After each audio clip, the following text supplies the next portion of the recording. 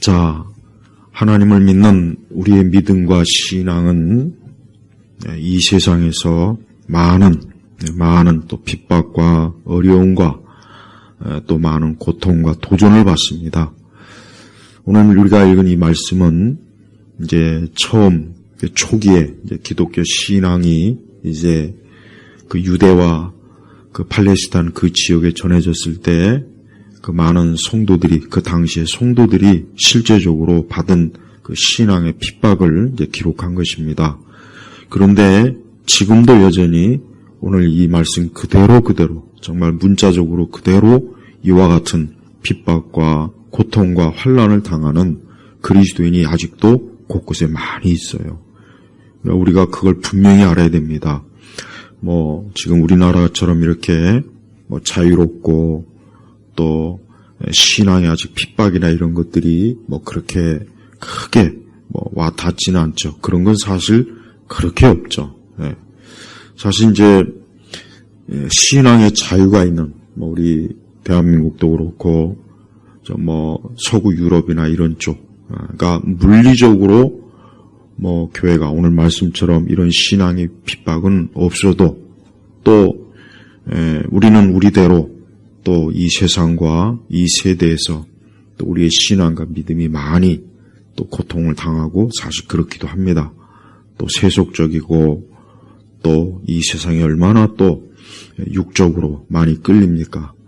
그러나 또 한편 오늘 이러한 말씀처럼 조롱을 당하고 채찍질을 당하고 또 궁핍과 고난 이런 일을 당하는 또 그리스도인들도 많이 있어요. 예를 들면 파키스탄이나 인도나 저 북한도 그렇고 또 아프리카 일부 지역도 그렇고 또 남미나 사실은 가만히 보면은 실제로 정말 신앙과 핍박을 아주 공개적으로 참 당하는 이들이 많이 있습니다. 예배를 드리는 그 예배 장소에 참 폭탄 테러가 일어나는 경우도 있고 성경책이 없어서 성경을 읽지 못하는 사람들도 있고 또 신앙을 가졌기 때문에 그 가족에서 쫓겨나고 직장에서도 쫓겨나고 그 사회에서도 쫓겨나는 그런 일을 겪는 일들도 많이 있습니다. 자, 보십시오. 그래요.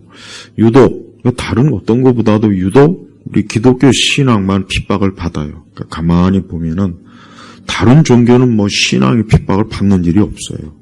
이슬람, 불교, 그 외 여러 힌두교, 다른 종교가 신앙의 핍박을 이렇게 받고 그런 거는 거의 없습니다. 거의. 근데 유독 기독교는 아니에요. 그러니까 기독교는 초기에 이제 성경의 그 사도들이 활동하던 그 시기를 비롯해서 로마 제국, 그 다음에 그 이후에 중세시대도 그렇고, 근대, 지금까지 보면은, 그러니까 올바른 복음을, 성경의 말씀을 믿는 그런 그리스도인들은 정말 핍박이 참 많습니다. 지난주일에 우리가 이제 종교개혁주일이었지만은, 사실 종교개혁주일은 그 올바른, 바른 복음의 신앙을 믿는 그 일인데, 사실 참 개신교도들이 로마 가톨릭에 의해서 엄청나게 핍박을 많이 받았습니다. 학살을 당하고, 매를 맞고, 쫓기고, 감옥에 갇히고. 그래서 사실 개신교도들이 이 가톨릭에 의해서 받은 핍박은 말도 못하게 심해요. 근데 지금 로마 천주교는 마치 자신들이 무슨 평화의 종교니, 화해의 종교니, 아주 온갖 참 위장을 하고, 가면을 쓰고, 마치 온 세상에 무슨 평화를 가져올 것처럼, 그런 음흉한 이 속임을 쓰지 않습니까? 그러나 그 속은 마귀요, 사단이요, 사단. 로마 천주교는 이 적그리스도, 이 사단의 걸작품이에요, 걸작품. 그러니까 마귀가 만든 종교 중에 가장 뛰어난 종교가 뭐냐? 가톨릭이요. 가톨릭입니다. 가톨릭만큼 이 사단의 걸작품은 없는 거예요. 그러니까 무수한 성경을 믿는, 복음을 믿는, 예수 그리스도를 믿는 우리 믿음의 참 선조들이 얼마나 많은 해를 입었는지 말도 못합니다. 그러한 책들도 있습니다. 또 근세 이후에는 로마 천주교가 또 개신교들을 무너뜨리기 위해서, 개신교를 파멸시키기 위해서 여러 형태로 파고들었어요. 아주 조직적으로. 그래서 종교 다원주의나 혼합주의도 그렇고 WCC도 그렇고 또 많은 여러 그 잘못된 그릇된 신학과 신앙운동, 오순절 이런 모든 것들이 다 어디서 왔느냐? 가톨릭에서 온 거란 말이에요. 가톨릭이 우리 개신교를 무너뜨리려고 파멸시키려고 내부에서부터 흔들고 성경과 그 올바른 신학을 무너뜨리려고 그런 일들을 지금도 하고 있어요. 지금도. 그걸 똑바로 알아야 돼요.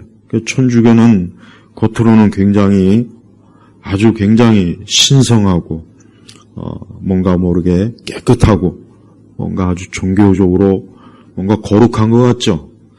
그럼 뭡니까? 다 이 사단이 자기를 광명의 천사로 나타내서 온 세상 사람들을 미혹하기 위한 그런 교활하고 악한 거예요. 자, 오늘 말씀 보니까 초기에 우리 성도들도 참 신앙생활하는 게 참 어려웠고 힘들었어요. 편안하지가 않았어요. 우리가 신앙생활할 때 우리가 알아야 될 게 있습니다. 신앙생활은 절대 쉬운 게 아니에요. 그걸 알아야 돼요.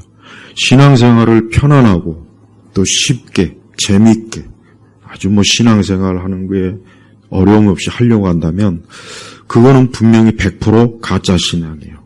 또 그런 식으로 만약에 신앙을 조장하는 교회도 참된 교회는 될 수가 없어요. 진정한 신앙은 반드시 어때요? 핍박과 어려움이 오게 돼 있고 또 우리가 예수 그리스도를 믿는 그 일은 반드시 이 세상과 또 저 불신자들과 또 원수 마귀에 의해서 엄청난 적대적 그런 현상들을 나타내게 돼 있단 말이에요. 그래서 우리 성도들이 내 신앙과 내 믿음이 참 어떠한 믿음인가를 알려면 나는 과연 내가 신앙생활과 믿음생활하는 데 있어서 어려움이 있는지 없는지 그걸 잘 봐야 돼요. 네. 내가 신앙생활하는 데 있어서 어려움이 없다면 물론 우리는 어려움이 없는 걸 당연히 원하죠. 그러나 그건 뭔가 문제가 있긴 있어요. 그래서 우리가 신앙생활할 때 어려움이 있으면 그 어려움을 그냥 어려움 자체에 그냥 매어가지고 힘들다 하지 말고 이와 같은 것들이 내 믿음과 신앙을 더 바로 세워주려고 하는구나. 그렇게 일단 받아들여야 돼요. 예, 우리가 오늘 말씀에 보니까 초기에 이 여인들도 35절에 보니까 여자들은 자신들의 죽은 자들을 부활로 받았으며 또 다른 이들은 고문을 당하면서도 더 좋은 부활을 얻으려고 굳이 풀려나기를 바라지 않았다. 그래요. 그러니까 초기에 우리 성도들은 이 부활신앙이 가장 큰 그 신앙의 버팀목이었어요. 그러니까 우리가 알아야 될 게 이 초대교회 이 성도들은 이 부활이 최고의 그 신앙의 소망. 우리 예수님이 십자가에서 부활하셨는데, 나도 곧 부활하겠구나. 나도 부활의 몸을 입고 영생을 하겠구나. 이게 초기 그 1세기, 2세기 성도들의 신앙의 가장 큰 소망과 위로였단 말이에요. 왜? 그 당시 예수님 믿는 것 때문에 오늘 말씀처럼 막 조롱, 채찍, 칼로 죽임을 당하고 또 곳곳에서 막 쫓겨다니고 짐승보다도 못하게. 그렇으니 언제 죽을지 모르고 언제 자신의 신앙으로 인해서 참 생명을 잃을 줄 모르는 거예요. 그러니 당연히 어때요? 당연히 부활의 소망을 갖지 않겠습니까? 예. 우리 세대 그리스도인들이 과연 부활을 가장 소망합니까? 그냥 부활절 하루 겨우 그냥 부활절 한 주 계란 까먹는 재미에 부활절 보내지 않습니까? 그러니까 우리 세대는 이 절기도 보면은 참 이제 곧 있으면 이제 12월 달 또 성탄절이 있죠. 예, 성탄절이 있긴 있는데 우리가 하나님 앞에 우리의 신앙은 항상 어때요? 우리의 신앙은 재미로 하는 게 아니에요. 신앙은 재미로 할 수가 없어요. 왜 그렇습니까? 신앙은 이것은 우리 예수님께서 십자가에서 죽임을 당할 정도로 이 기독교 신앙은 어때요? 이 항상 죽음의 위협 앞에 있어요. 그리고 세상은 언제나 우리의 신앙을 늘 무너뜨리려고 하는 게 이 신앙이란 말이에요. 신앙의 자유가 있다고는 하지만 겉만 신앙의 자유가 있지 예수 그리스도를 믿는 그 일에 얼마나 이 세속주의 문화가 강한, 지금 우리가 살고 있는 우리나라처럼 아니면 저 미국이나 저 유럽처럼 또 이런 지역들은 이런 물리적인 신앙의 핍박은 없어도 또 정신적으로, 제도적으로, 법적으로, 사회적으로 우리 그리스도인들이 신앙생활하기 아주 어렵게 만드는 거, 어렵게. 일주일 내내 그냥 일하느라 지쳐서 기도하는 시간도 참 부족하고 성경 읽는 시간도 못 갖고 주일 성수하는 것도 힘들고 봐요. 그것도 사실 어떻게 보면 신앙의 핍박이에요. 그러니까 우리 성도들이 언제나 나 역시 예수 그리스도를 믿는 일에 그렇게 쉽고 편안하게 할 수가 없다는 것을 우선 알아야 돼요. 또한 그런 가운데서도 우리는 항상 믿음을 지켜야 돼요. 자, 오늘 말씀 보십시오. 이렇게 참 37절에 보니까, 36절에 보니까 또 어떤 이들은 조롱과 채찍질을 당하였고 심지어는 결박과 투호까지 당하였다. 그들은 돌로 맞았고 톱으로 쳐지고 검으로 죽임을 당하였다. 그들은 양과 염소의 가죽을 입고 떠돌아다니면서 궁핍과 고난을 당하고 학대를 받았다. 자, 보세요. 이렇게 예수님 믿는 게 무슨 엄청난 무슨 그렇게 참 이 세상에 또 국가와 사회에 어떤 개인에 큰 해를 주는 것도 아닌데, 그리스도를 믿는다고 해서 이런 험한, 이런 끔찍한 참 고통과 고문과 어려움을 당한다는 거, 이게 얼마나 참 안타깝습니까? 근데도 이와 같은 일을 당하고도 믿음을 포기하거나 신앙을 포기하거나 하나님 믿는 일을 접거나 그러질 않고 도망치지 않고 끝까지 마치 예수님께서 십자가의 고난을 끝까지 당하시고 결국은 승리하신 것처럼 우리 앞선 많은 믿음의 선질들, 믿음의 우리의 참 조상들은 그 신앙을 끝까지 지킨 거예요. 예, 그렇습니다. 우리 성도들도 신앙을 끝까지 지켜야 돼요. 끝까지. 이게 중요한 거예요. 이건 우리가 하나님 나라에 들어갈 때까지 내 신앙과 믿음을 나는 끝까지 지키리라 하는 그런 마음의 결심이 있어야 돼. 물론 우리의 신앙을 하나님이 사실 지켜주는 것이긴 하지만, 그러나 우리 편에서는 어때요? 하나님이 사랑하고 항상 성경 말씀대로 살기를 힘쓰고 또 우리의 신앙과 믿음에 참 위배가 되는 세상 문화나 법이나 질서나 제도나 이런 것들을 우리가 기꺼이 어때요? 기꺼이 단호하게 그런 것들에 우리가 거부하고 그런 일에 대해서 담대하고 겁먹지 않고 용기를 가지고 우리가 신앙생활을 하는 거란 말이에요. 예, 아까 얘기했지만 예수님 믿는 그 한 가지 때문에 진짜 지금도 정말 감옥에 갇히고 폭탄 테러가 일어나고 직장에서 쫓겨나고 또 죽임을 당하고 그런 일들이 지금도 많이 일어나요. 곳곳에서 엄청나게 많이 일어납니다. 이 세상 뉴스에 그런 거 잘 나오지도 않아요. 세상 뉴스는 그런 거 관심 없어요. 그러나 실제로 그러한 일들이 많이 있다는 것. 지금도 여전히 많은 신앙의 핍박을 받고 참 엄청나게 참 생명의 위협을 느끼면서 예배를 드리고 또 기도하는 이들이 많다는 것을 우리가 반드시 명심해야 됩니다.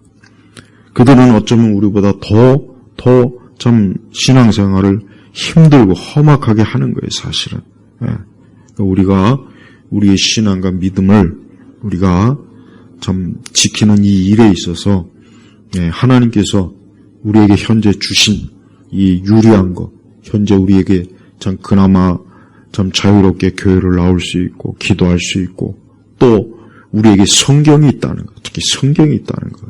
아직도 이 성경을 가지고 있지 못한 그리스도인들이 많이 있어요. 아직도 상당히 많습니다. 상당히.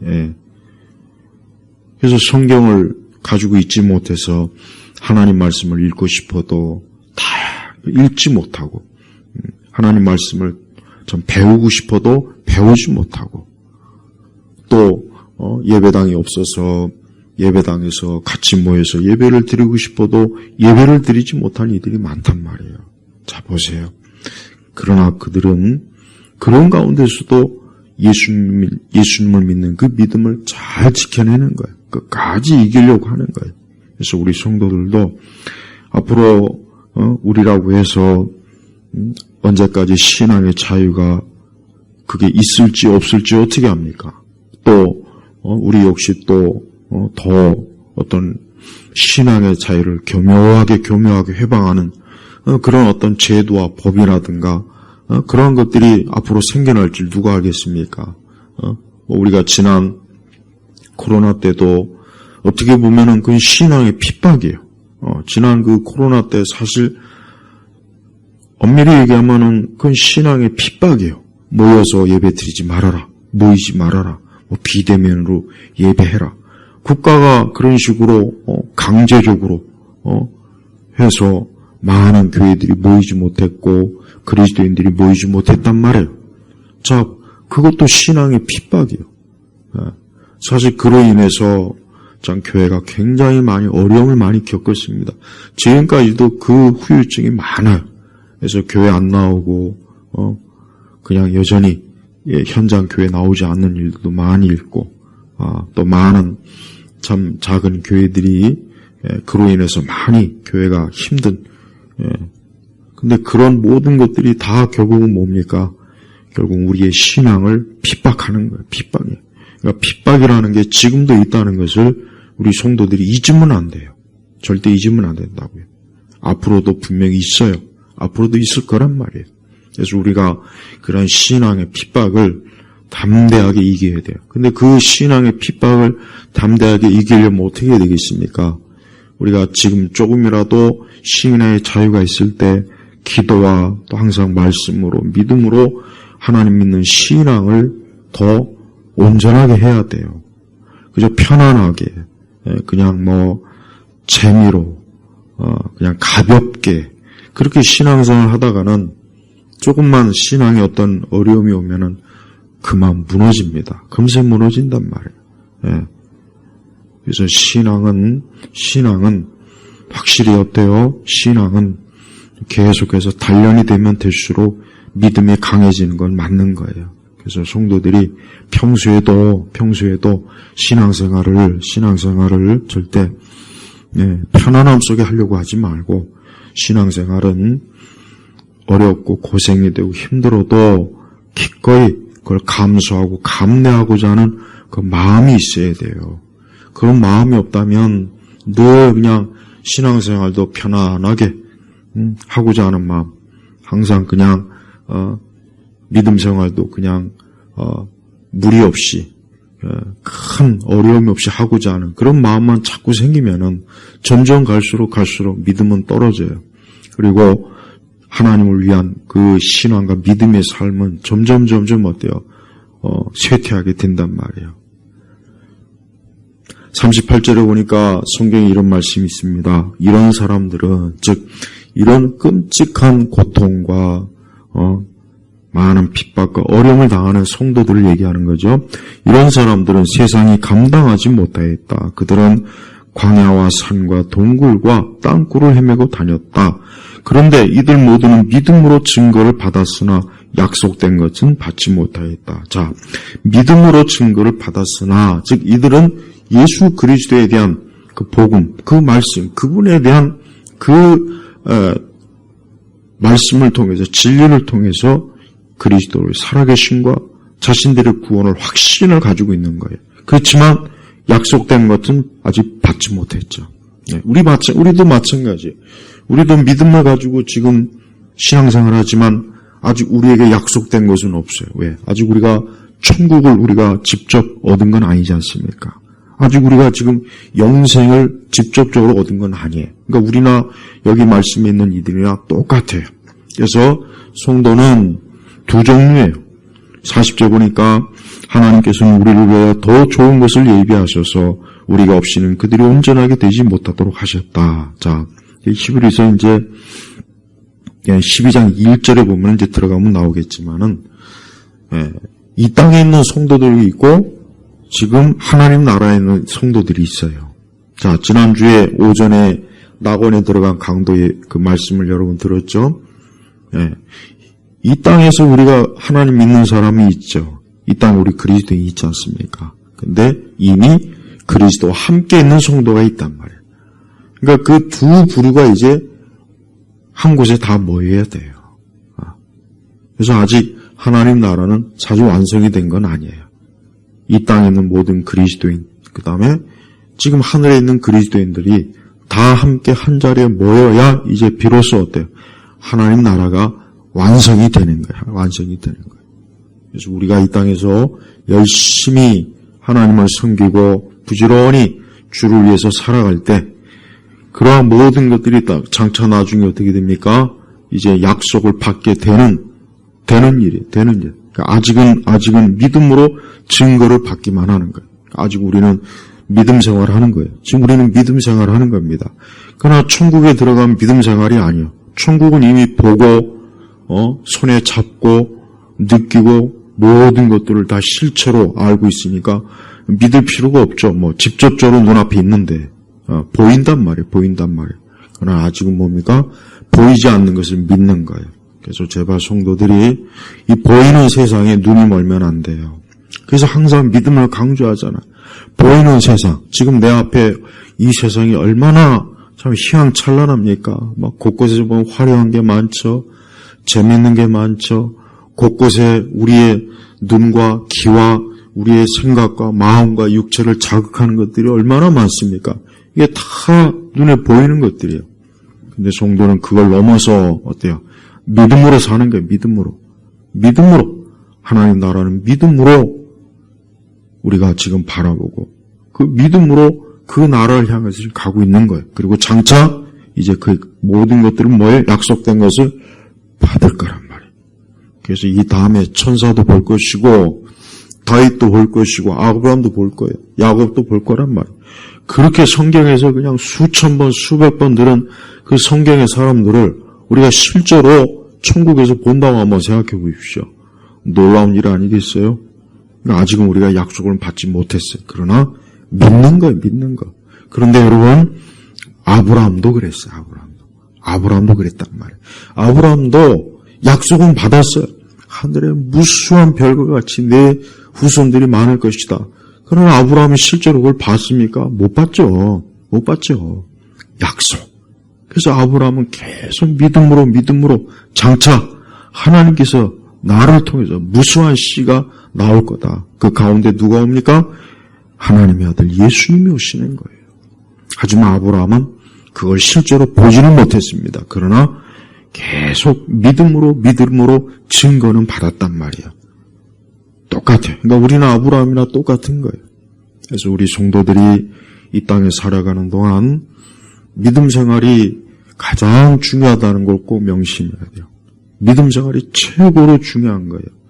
저는 이걸 우리 성도들이 꼭 깨달았으면 좋겠어요. 이걸 반드시 이 말씀을 믿기를 원해요. 믿음 생활이 제일 중요한 거다. 내 일생, 내가 하루의 삶을 살던, 내가 70년을 살던 80년을 살던 가장 중요한 것은 신앙생활이다. 이걸 꼭 여러분이 꼭 깨달아야 돼요. 이걸 정말 중요하다고 인식을 해야 돼요. 왜? 그게 진짜이기 때문에. 신앙생활은 가장 중요한 거예요. 최고로 중요한 거예요. 그러니까 이렇게 엄청난 일을 당해도 왜 믿음을 끝까지 지킵니까? 왜 지금도 그렇게 예배드리다가 막 폭탄 테러가 일어나서 죽고 다치고 또 예수님 믿는 것 때문에 감옥에 가고 직장에서 쫓겨나고 그 사회와 그 가족에서 완전히 축출되고 근데 왜 그걸 감수하겠습니까? 믿음이 제일 중요하니까 하나님 믿는 게 가장 중요하니까 그 모든 것들을 다 감수하는 거예요. 감내하는 거예요. 네. 그 사람들은 참된 성도 그런 사람들을 참된 성도라고 하는 거예요. 우리 역시 마찬가지. 우리 역시 하나님 믿는 믿음이 제일 중요한 거예요.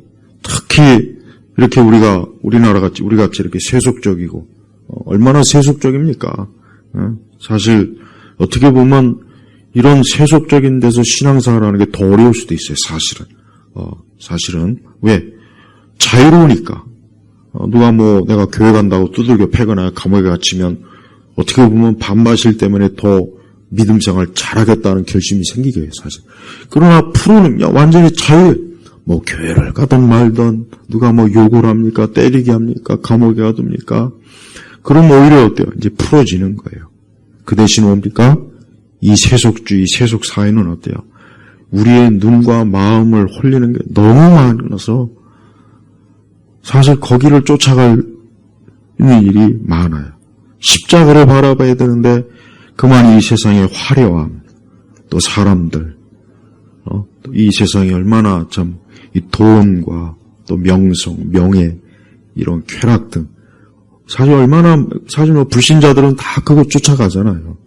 하나님 믿지 않는 사람들은 그의 삶 자체가 그냥 그걸 쫓는 삶이에요. 사실은 별거 없어요.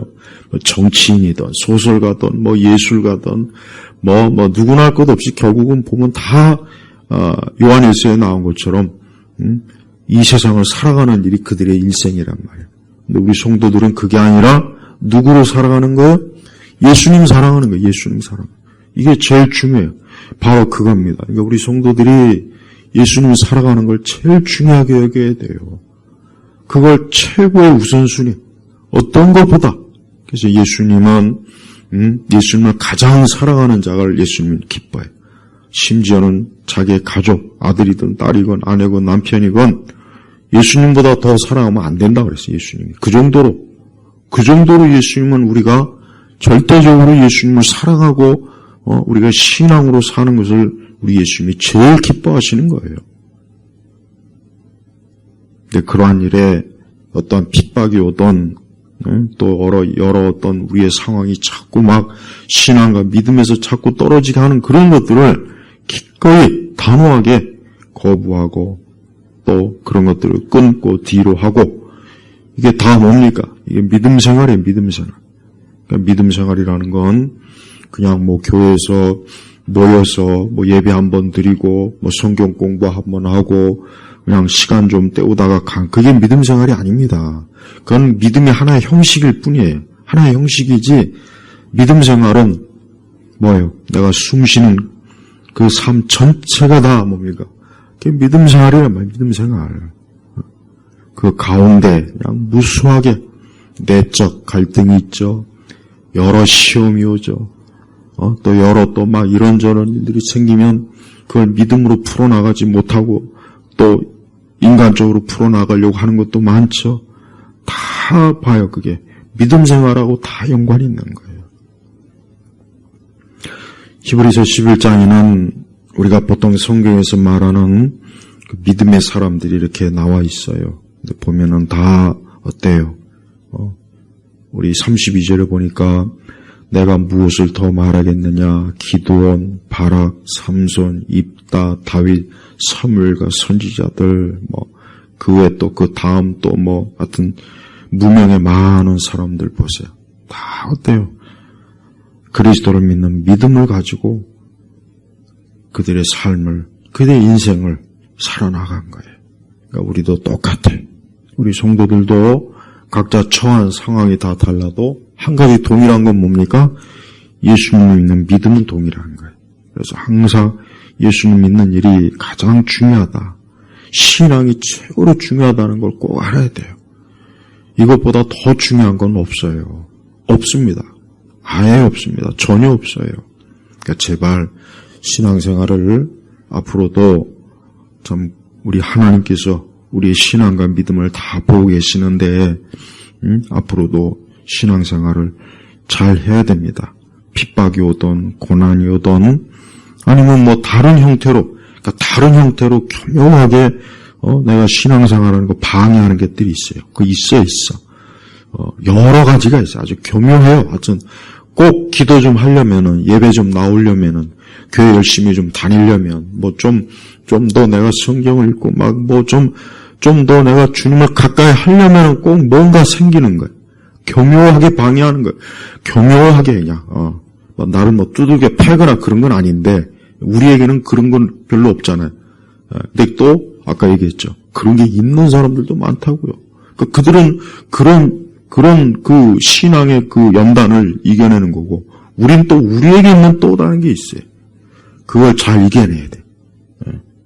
언제나 예배가 우선이고, 기도가 우선이고, 언제나 하나님이 우선이고, 언제나 내 영적인 것들이 우선이에요. 육적인 것보다 영적인 걸 더 우선으로 여기면 안 돼요. 근데 사실은 많은 그리스도인들이 거기에 다 무너져요. 가만히 보면. 영적인 것보다 육적인 게 더 우선이야, 다 보면. 시간도 그렇고, 활동도 그렇고, 뭐 이런 거 보면은 육적인 게 더 우선일 때가 많이 있어요. 우리가 그런 것들 하나하나가 다 신앙의 연단이고, 훈련이고, 핍박이고, 그러니까 우리 예일교회 성도 여러분, 이렇게 히브리서에 우리의 믿음의 선진들이 이렇게 참 고통을 당했고, 지금도 이와 같이 동일하게 이 말씀 그대로 참 핍박과 환난을 당한 이들이 있다 하는 걸 우리가 알고 있어야 됩니다. 그러니까 우리 자신의 절대 신앙과 믿음 생활을 느슨하게 안일하게 이 신앙의 절대성을 잃어버리고 그냥 신앙을 그냥 삶의 그저 하나의 요소로 그렇게 여기지 말고 가장 중요한 것, 최고로 중요한 것이다라는 거. 내가 죽고 사는 것보다 더 중요하고 심지어는 내가 먹고 사는 것보다 사실 더 중요한 거예요. 그 정도로 알아야 돼. 그 정도로 신앙을 중요하게 여겨야지. 그보다 못하게 여긴다면 기독교가 무슨 대단합니까? 그거보다 못하다면 기독교가 뭐 그렇게 대단하고 예수님이 뭘 그렇게 대단한 분이 되겠습니까? 별거 아니죠. 우리 예일교회 성도 여러분, 올해 이제 한 2달 정도 남았는데 이 2달 동안 더 신앙을 좀 단단히 더 굳세게 든든히 세우시는 그러한 좀 2달이 또 되길 바랍니다. 기도하겠습니다. 아버지 하나님 감사합니다. 오늘도 주 앞에 나와 예배를 드립니다. 또 기도를 합니다. 우리 여러분 성도들이 항상 신앙이 최고의 우선순위에 늘 첫 번째 가게 하시고 또 믿음 생활 잘하고자 하는 마음을 주시고 항상 신앙이 무엇보다도 인생에 있어서 최고의 참 절대적이라는 것을 깨달으면서 살게 하시옵소서. 예수 그리스도의 이름으로 기도 올렸습니다. 아멘.